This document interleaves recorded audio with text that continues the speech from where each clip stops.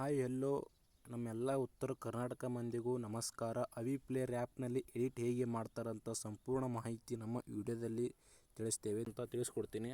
ಮೊದಲು ಈ ಕಡೆ ಆ ಆ್ಯಪ್ ಮೇಲೆ ಕ್ಲಿಕ್ ಮಾಡಬೇಕು. ಈ ಆ್ಯಪ್ ಮೇಲೆ ಕ್ಲಿಕ್ ಮಾಡಿದ್ರೆ ಸ್ವಲ್ಪ ವೇಟ್ ಮಾಡಿ, ಒಂದು ಓಪನ್ ಆಗುತ್ತೆ.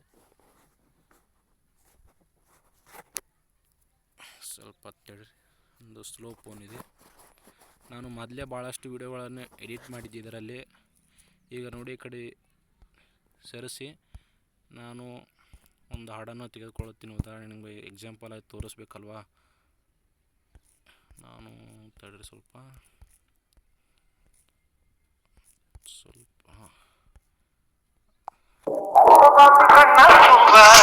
ಈ ಹಾಡ ಈಗ ನಾನು ಎಡಿಟ್ ಮಾಡ್ತೇನೆ. ಇದು ನಾನು ಎಕ್ಸಾಂಪಲ್ ಮೊದಲೇ ಮಾಡಿಟ್ಟಿದೆ. ಈಗ ನೀವು ಹೊಸದಾಗಿ ಆ್ಯಪ್ ಡೌನ್ಲೋಡ್ ಮಾಡ್ಕೊಂಡ್ರಿ, ಎಡಿಟ್ ಮಾಡಬೇಕಂತಂದರೆ ಮೊದಲು ಇದ್ರ ಮೇಲೆ ಕ್ಲಿಕ್ ಮಾಡಿ.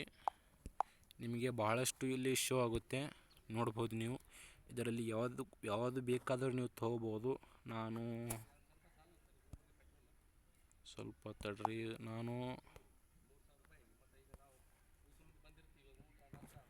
ಇದನ್ನು ಕ್ಲಿಕ್ ಮಾಡ್ತೇನೆ. ಇದು ಆ್ಯಪ್ನ ನಾನು ತೊಗೋತೇನೆ. ಈಗ ಇದರ ಹಿಂದುಗಡೆ ಬ್ಯಾಕ್ಗ್ರೌಂಡ್ ಹಾಕಬೇಕಲ್ವಾ.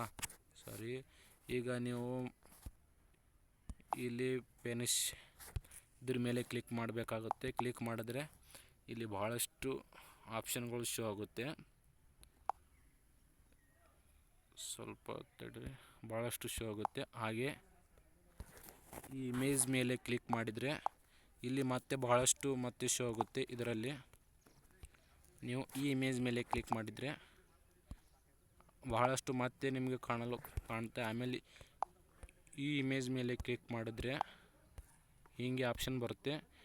ಈ ಆಪ್ಷನ್ನಲ್ಲಿ ಪಿಕ್ ಇಮೇಜ್ ಮೇಲೆ ಕ್ಲಿಕ್ ಮಾಡಿ. ನಂತರ ನಿಮ್ಮ ಗ್ಯಾಲರಿಯಲ್ಲಿ ಇರ್ತಕ್ಕಂಥ ಎಲ್ಲ ಫೋಟೋಗಳು ಶೋ ಆಗುತ್ತೆ. ಆಗ ನಾನು ಈ ಫೋಟೋದ ಮೇಲೆ ಕ್ಲಿಕ್ ಮಾಡ್ತೇನೆ. ಸದ್ಯ ಬ್ಯಾಕ್ ಎಕ್ಸಿಟ್ ಆಗಿ ನೋಡಿ, ಕಣ್ಮುಂದೆ ನೀವು ಲೈವ್ ಆಗಿ ನೋಡ್ತಾ ಇರ್ಬೋದು. ಫೋಟೋ ಕಾಣಕತ್ತಿರ್ಬೋದು ನಿಮಗೆ. ಅದೇ ರೀತಿಯಾಗಿ ಇಲ್ಲಿ ನಿಮ್ಮ ಫೋಟೋ ಹೇಗೆ ಹಾಕೋದಂತ ಕೂಡ ನಾನು ನಿಮಗೆ ತಿಳಿಸ್ತೀನಿ.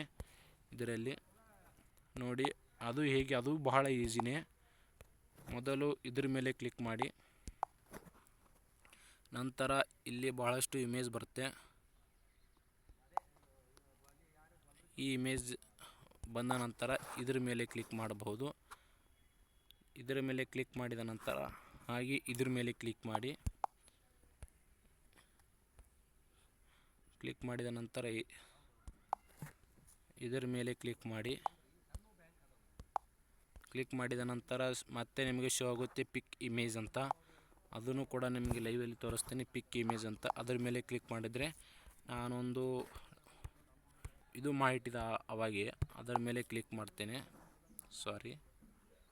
ಸೆಕೆಂಡ್ ಬಂದುಬಿಟ್ಟು ಇದರಲ್ಲಿದೆ.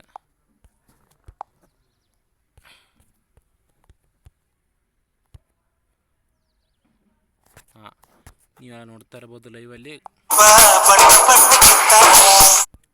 ಅವಾಗ ಇದು ಇದ್ದಿದ್ದಿಲ್ಲ,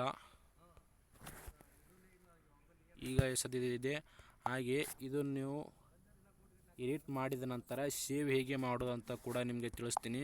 ಇವೆಲ್ಲ ಎಡಿಟ್ ಆದ ತಕ್ಷಣ ಈ ವಿಡಿಯೋ ನೀವು ಸೇವ್ ಮಾಡಬಹುದು. ಅದು ಕೂಡ ಈಸಿನೇ. ಇದರ ಮೇಲೆ ಕ್ಲಿಕ್ ಮಾಡಿದರೆ ಆಟೋಮೆಟಿಕ್ಕಾಗಿ ಆ ವಿಡಿಯೋ ಸೇವ್ ಆಗುತ್ತೆ. ನಂತರ ಎಕ್ಸಿಟ್ ಆಗಿ ನಂತರ ಇದರ ಮೇಲೆ ಕ್ಲಿಕ್ ಮಾಡಿದರೆ ಆಟೋಮೆಟಿಕ್ಕಾಗಲಿ ಸೇವ್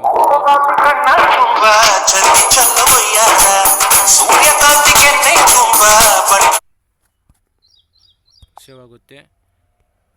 ಇಲ್ಲಿ 100 ಅಂದರೆ 100 ಆಗೋವರೆಗೂ ವೇಟ್ ಮಾಡಬೇಕು. ನಂತರ ಆಟೋಮೆಟಿಕ್ಕಾಗಿ ನಿಮ್ಮ ಗ್ಯಾಲರಿಯಲ್ಲಿ ಈ ವಿಡಿಯೋ ಸೇವ್ ಆಗುತ್ತೆ. ದಯವಿಟ್ಟು ಈ ವಿಡಿಯೋ ಇಷ್ಟ ಆಗಿದ್ದರೆ ದಯವಿಟ್ಟು ಲೈಕ್ ಮಾಡಿ, ಶೇರ್ ಮಾಡಿ.